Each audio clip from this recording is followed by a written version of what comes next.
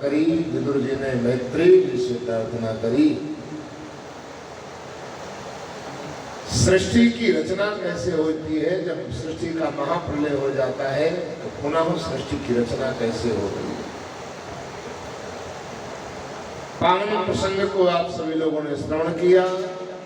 ब्रह्मा जी ने अपने ही शरीर के दो भाग किए, आधे का स्त्री और आधे का पुरुष। पुरुष का नाम रखा है मनु और स्त्री का नाम रखा है शत्रुपा। ये जो हमारा मन है ना, यही तो सबसे बड़ा मनु है। ये मन और मन के अनुसार ही, मन के द्वारा ही सृष्टि की रचना होती है।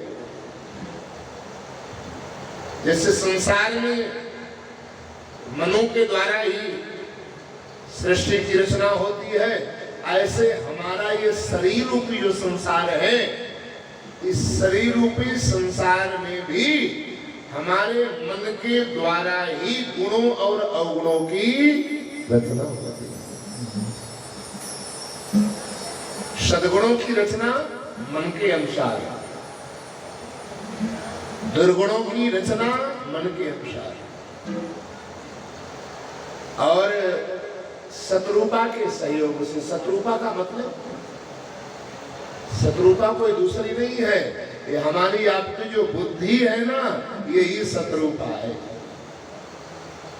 शत्रुपा का मतलब जो 100 रूप बदले, वही शत्रुपा।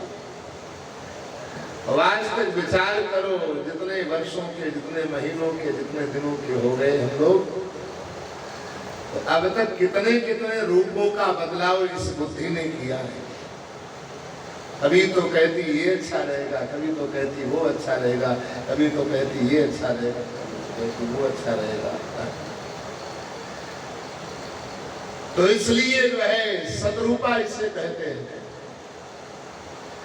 और शत्रुपा के द्वारा ही सहयोग से मनु के द्वारा सृष्टि की रचना। इसके पहले जितनी भी सृष्टि हुई है, ये सब मानसिक सृष्टि मनु और शत्रुपा के सहयोग से ही मैथुनिक सृष्टि का श्री गणेश हुआ।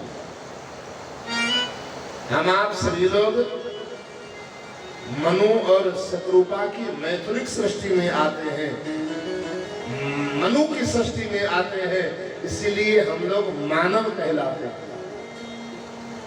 मानव का मतलब जो मनु की सृष्टि में हो वही मानव।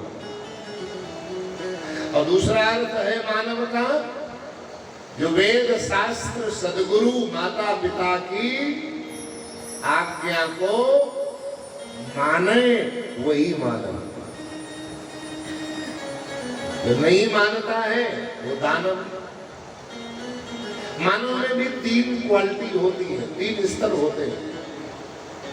एक होता है देव मानव, दूसरा होता है मानव मानव, और तीसरा होता है दानव मानव। देव मानव उसे कहते हैं एक बार मना करने पर जो मान जाए उसको देव मानव कहते हैं, और 2 बार मना करने पर माने उसको मानव मानव कहते हैं, और बार बार मना करने के बाद में भी ना माने उसको दानव मानव कहते हैं। और देव मानव किसे कहते हैं? जो गुरु को माने, माता पिता को माने, और गुरु माता पिता शास्त्र को भी माने और की भी माने। हम लोग कहते हैं माता पिता को तो मानते हैं, लेकिन माता पिता की। रामायण भागवत सुखसागर को मानते हैं, लेकिन की नहीं मानते। गीता को मानते हैं, आरती करेंगे, पूजा करेंगे, लाल कपड़े में बढ़िया बांध करके भी रख देंगे, लेकिन गीता क्या कहती है उसकी नहीं मानेंगे। हम तो कहते हैं को भले मत मानो, लेकिन की यदि मान लिया तो कल्याण होने से कोई रोक नहीं सकता है। माता पार्वती ने भगवान शिव से पूछा कि महाराज मानव किसे कहते हैं, दानव किसे कहते हैं।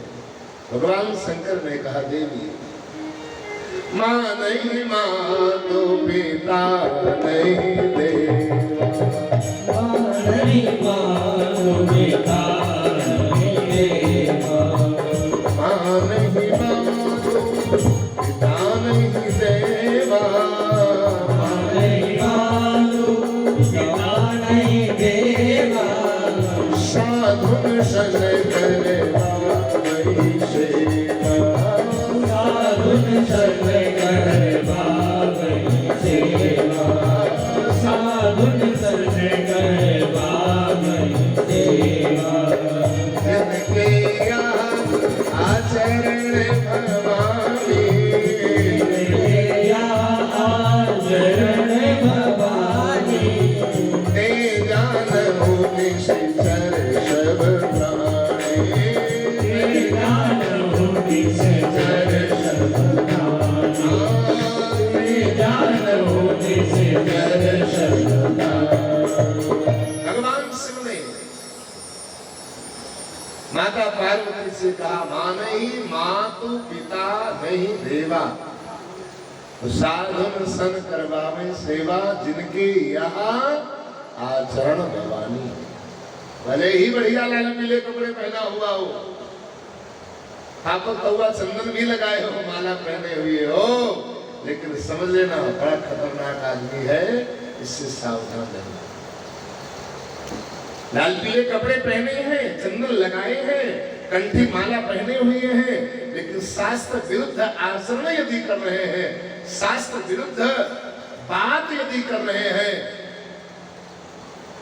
बात बात में उच्छृंखलता उद्दंडता दिखा रहे हैं, गलत भाषा शैली का प्रयोग कर रहे हैं, अमर्यादित बात यदि कोई कर रहा है तो समझ लेना ये देव नहीं हो सकता, ये मानव नहीं हो सकता।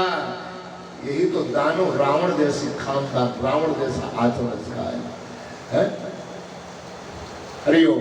इसलिए मां नहीं मां पिता। रावण कितना नास्तिक, दुष्ट प्रवृत्ति का, लेकिन जिसमें सीता का हरण करने के लिए आया, महात्मा बनकर के ही आया। महात्मा बनकर के ही आया था। आज भी कई सीता क्या है? सीता शांति। वाल्मीकि रामायण में वाल्मीकि जी महाराज कहते हैं सीता शांति समानेता। रामो विग्रहवान धर्मः, राम की साक्षात विग्रहवान धर्म है और सीता साक्षात शांति है। शांति ही सीता है, शांति ही राधा है। और शांति की खोज के लिए जो हमारे अंदर की धारा है वही तो राधा है, और शांति ही तो सीता है। रावण जैसे लोग हमारे अंदर की शांति को छीनने के लिए, शांति को हरण करने के लिए कई दुनिया में आज भी महात्मा का वेश बना करके आते हैं, दरवाजे पर भी आते हैं। यहां तक कहते हैं अरे ऐसा नहीं करोगे तो मैं श्राप दे दूंगा, इतना चाहिए, ये चाहिए, वो चाहिए, जबरदस्ती क्या क्या नहीं। अरे कहो महात्मा भी बड़े विचित्र होते हैं, कहो तुम्हारे आंगन में नाटक करना प्रारंभ कर दे। इसलिए ऐसे नाटकियों के चक्कर में ज्यादा आना नहीं।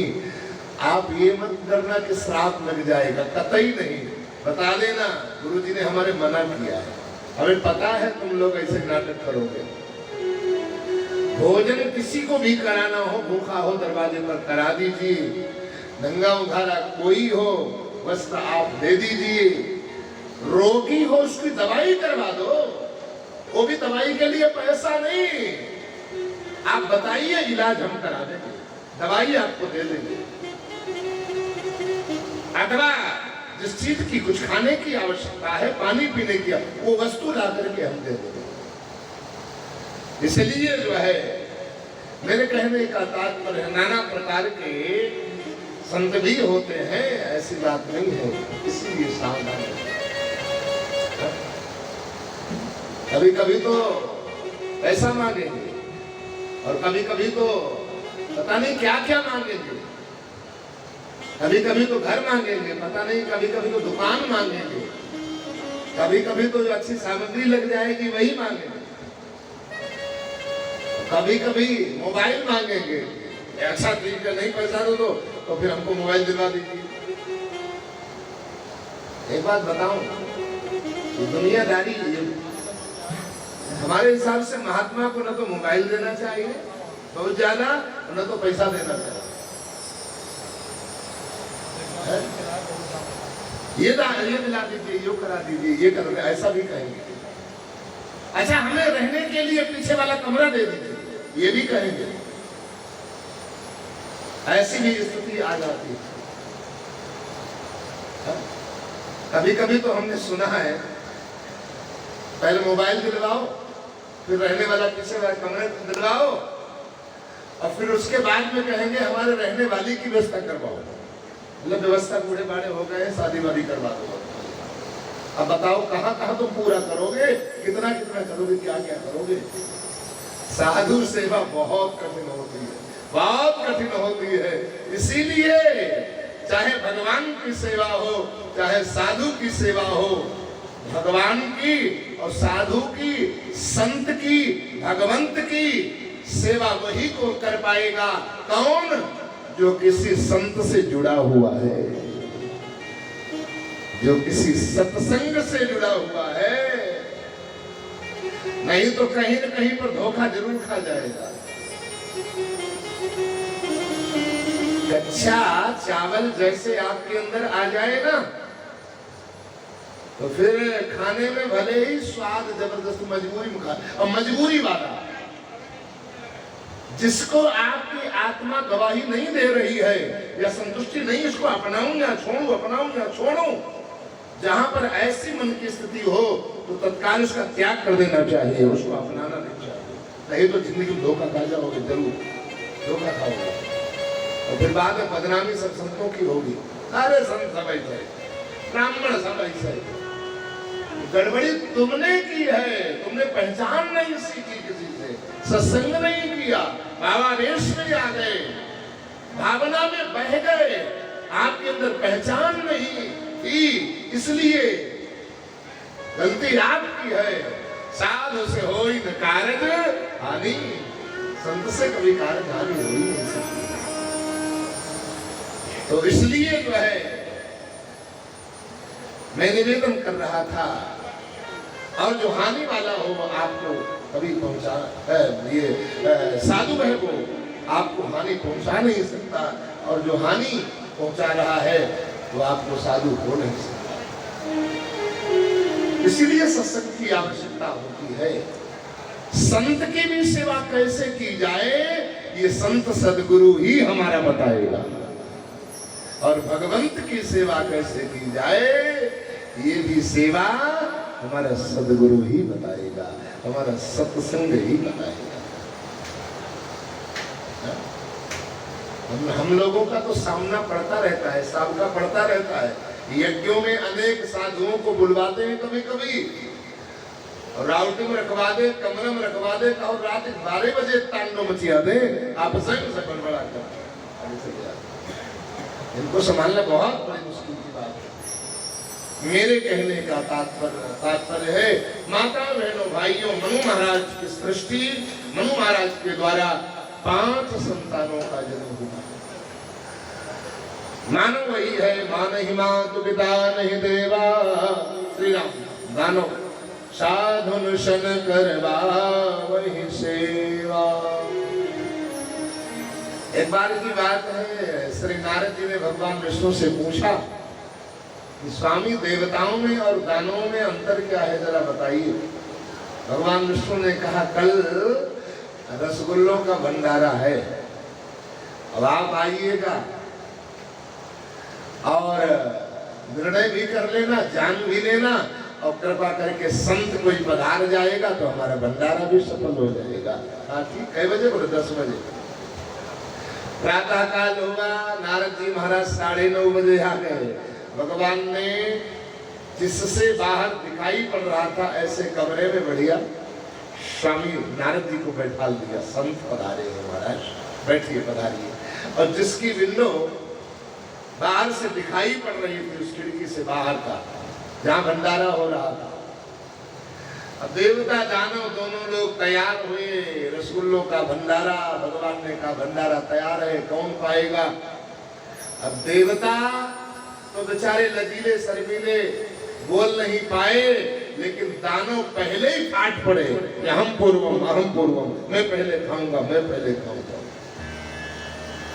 अच्छा एक बात ध्यान देना, आपके यहाँ कोई पार्टी फंक्शन हो, दावत हो, जो देव प्रवृत्ति के लोग हैं वो तो बेचारे बैठे रहेंगे, लेकिन दानव प्रवृत्ति के वो पहले कूद पड़ेंगे, अहम पूर्वम, मैं पहले खाऊंगा, मैं पहले खाऊंगा। भगवान ने कहा ठीक है खाइए, कोई बात नहीं, लेकिन एक शर्त है। बोले शर्त क्या है। बोले शर्त ये है कि भंडारा तो आपको करना है, लेकिन कोहनी आपकी टेढ़ी नहीं होनी चाहिए, पाना है सीधा सीधा एकदम पाना है। लोगों ने कहा है रसगुल्ला नहीं, ये तो लोहे के चने के समान है, रसगुल्ला कैसे, ऐसा कैसे हो सकता है। आइए इधर आइए।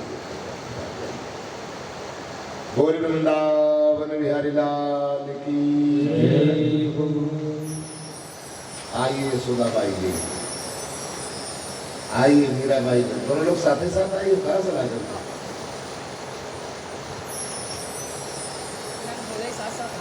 जी, बताइए। बोल वृंदावन बिहारी लाल की जय हो।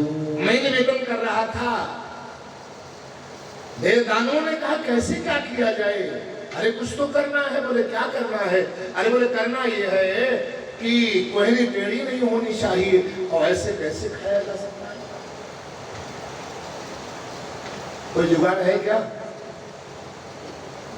है भैया, कोई जुगाड़ हो तो हम बताओ। मतलब भोजन कर लो, लेकिन हाथ की कोहनी टेढ़ी नहीं होनी चाहिए।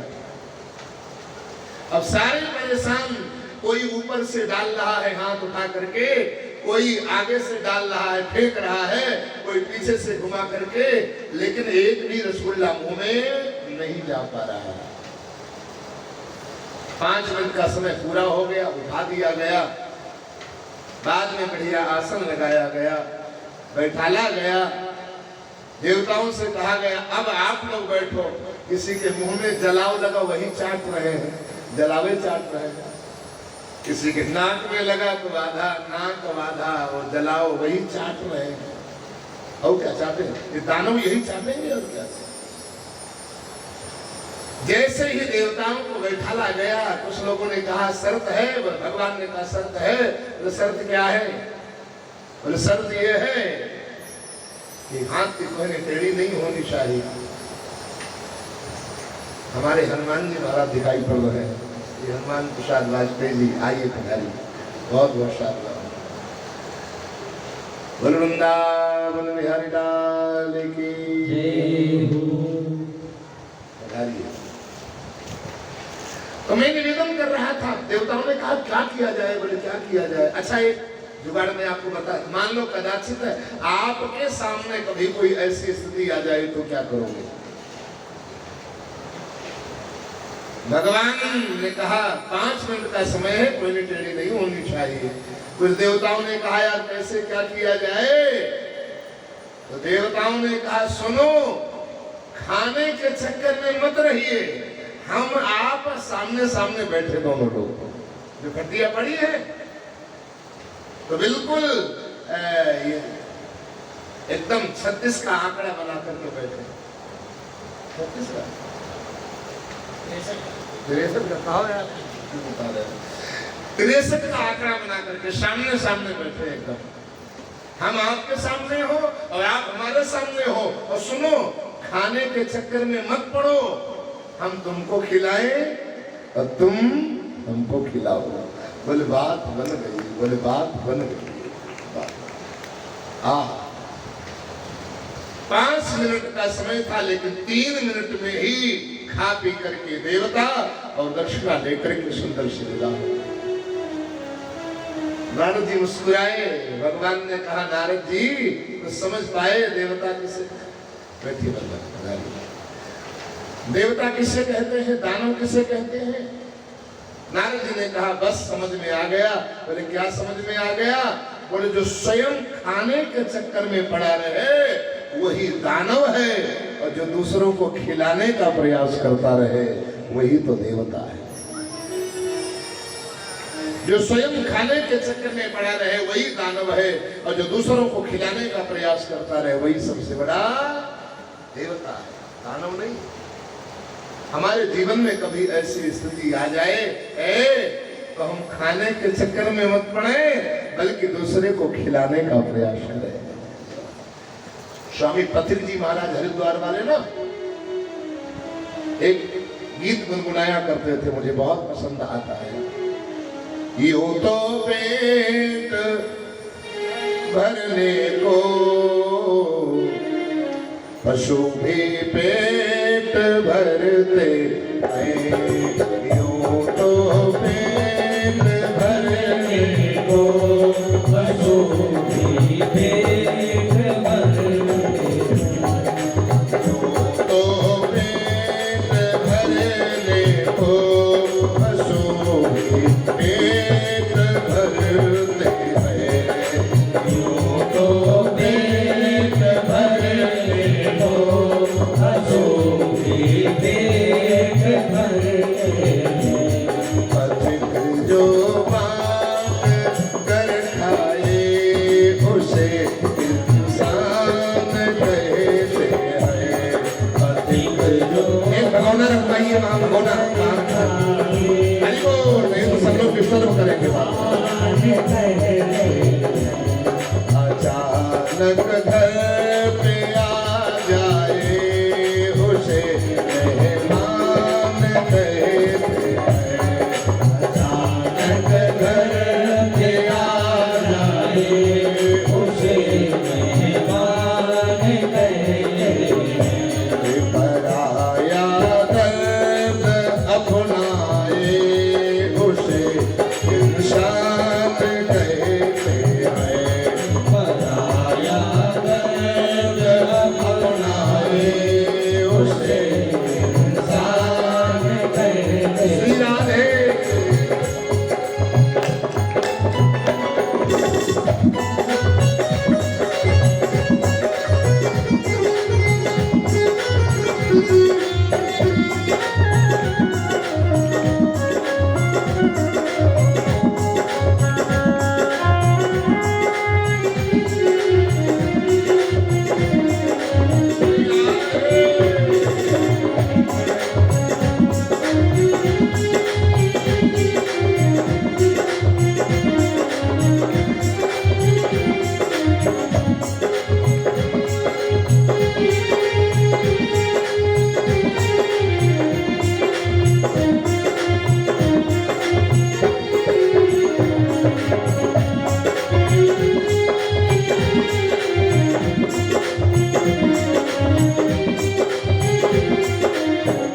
आपने जीवन में कितना खा डाला उसका महत्व नहीं है, आपने जीवन में कितना खिला दिया उसका बहुत बड़ा महत्व है। गीता में भगवान कृष्ण कहते हैं अर्जुन, जो अपने लिए ही केवल कमाता है, अपने लिए ही केवल बनाता है और स्वयं अपना ही खा जाता है, तो जानते हो क्या खाता है? वो भोजन नहीं खाता है, वो पाप खाता है। तदपास्त भुंजी था, वो पाप ही खाता है साक्षात, वो भोजन नहीं खाता है। इसलिए शास्त्र का नियम है, पहली बात तो कमाया हुआ धन रसोई में बना है पंचग्रास, पहले पंच तत्वों की कृपा से क्षिति जल पावक गगन समीरा, पांचों ये तत्वों ने देवताओं ने हमारा सहयोग किया है। हो सके पंचग्रास पहले अग्नि में हवन कर दिया जाए, और अग्नि में नहीं तो चूल्हे पर ही डाल दिया जाए, और चूल्हे पर नहीं है तो कोई बात नहीं, वैसे निकाल दिया जाए। और ऐसा नहीं निकाल पा रहे हैं तो सबका ध्यान करके एक रोटी गाय की निकाल दी जाए, इसमें सबका वास होता है, निकल जाए। और फिर गो दोहन मात्रेण, जितनी देर एक देसी गाय का दोहन करने में समय लगता है, भोजन बनाने के बाद में उतनी देर तक प्रतीक्षा कर लेनी चाहिए। और कदाचित उतनी देर में यदि कोई आ जाता है तो उसको बिना भोजन कराए हुए जाने देना नहीं चाहिए। अपने सौभाग्य की सराहना करनी चाहिए। आज मेरा भोजन बनाना सफल हो गया, आज मेरी सेवा सार्थक हो गई, क्योंकि उसी के रूप में भगवान का भोग लग जाएगा। नारायण यही तुलसी यही संसार में सबसे मिलिए धाय, क्योंकि ना जाने किस वेश में भैया नारायण मिल जाए। ये भोजन के लिए बता रहे हैं। फिर यदि कोई आपसे आपकी वस्तु मांग रहा है, आपसे पैसा मांग रहा है, तो ये मत समझना कहा पता नारायण इन्हीं के भेष में। नारायण कभी पैसा नहीं मांगेंगे, आप नारायण आपसे मोबाइल नहीं मांगेंगे, नारायण आपसे कभी मकान नहीं मांगेंगे। हाँ, भोजन के समय यदि कोई आ रहा है तो ये भावना बना लेना कि ना जाने किस वेश में नारायण। भगवान तो कभी कभी पानी पीने के लिए गधे के वेश में आ जाते हैं, भोजन करने के लिए कभी कभी कुत्ते के वेश में आ जाते हैं। स्वामी एकनाथ जी का नाम सुना होगा ना आपने। स्वामी एकनाथ जी महाराज गंगोत्री से पैदल चल करके गंगा जल चढ़ाने के लिए दक्षिण भारत रामेश्वरम में पदयात्रा करके गंगा जली लेकर के गए। नंगे पैरों में फफोले पड़ गए, गंगा जली रखी नहीं जमीन में। साधना सफलता की ओर 500 मीटर मात्र रामेश्वरम भगवान के मंदिर की चोटी दिखाई पड़ रही है। 500 मीटर मात्र मंदिर रह गया। अब एकनाथ बड़ा प्रसन्न, आहा मेरी साधना तो सफल ही हो गई, अब ये जल तो चढ़ा ही दूंगा। जैसा चिंतन विचार कर रहे थे, रास्ते में क्या देखा, 500 मीटर पहले एक गधा तड़फड़ा रहा है, प्यास के मारे तड़फड़ा रहा है। स्वामी एकनाथ जी ने पूछा उस गधे के स्वामी से कि क्या बात है, ये क्यों तड़फड़ा रहा है? रोने लगा। बोले स्वामी जी ये पानी के मारे तड़फड़ा रहा है, एक बूंद भी पानी यदि इस समय इसके मुंह में पड़ जाए तो इसके प्राण बच जाएगा। स्वामी एकनाथ ने मन में विचार किया, हे रामेश्वरम भगवान, यदि मैं आपको गंगा जल नहीं चढ़ा पाऊंगा तो आपका कुछ बिगड़ने वाला नहीं है, जिंदा रहा तो दोबारा ला करके चढ़ा दूंगा, लेकिन इसके तो प्राण चले जाएंगे, इसलिए क्षमा करना आपकी बात। वो गंगा जल लिया और उसी गधे के मुंह में चढ़ा दिया।